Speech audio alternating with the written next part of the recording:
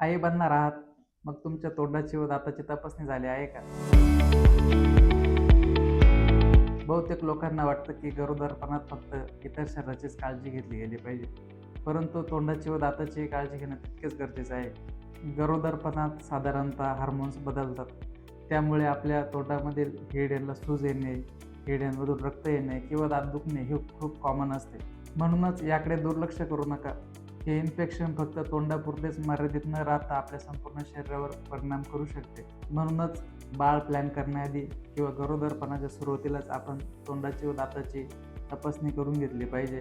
दात स्वच्छ करून घेतले पाहिजे.